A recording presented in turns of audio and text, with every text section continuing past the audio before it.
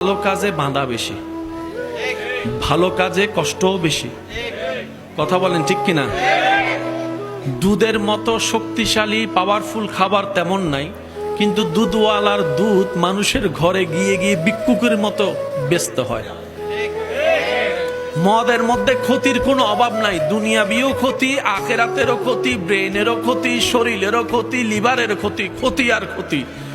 আর সেই মদটা ওইখানে গিয়ে সিরিয়ালে দৌড়ে অনেক টাকা দিয়ে টোকেন নিয়ে তারপরে কিনতে হয়।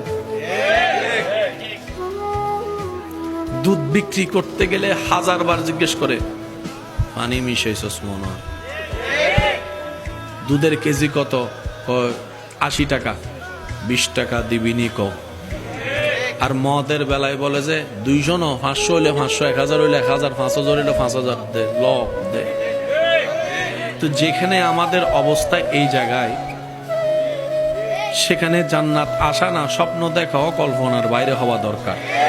কিন্তু তারপরেও মনের কোণার মধ্যে 1000 অপরাধ করার পরও একটু আশার বাতি জ্বলে। এই কারণে, কারণ আমাদের রব হচ্ছেন রহমানুর রহিম, আমাদের নবী হচ্ছে রাহমাতুল লিল আলামিন, রউফুর রহিম। চিৎকার দিয়ে বলেন সুবহানাল্লাহ। ওই দুই রহমানের মাঝখানে, দুই রহিমের মাঝখানে আমাদের একটু বাঁচার আশা এবং স্বপ্নটা বেঁচে আছে।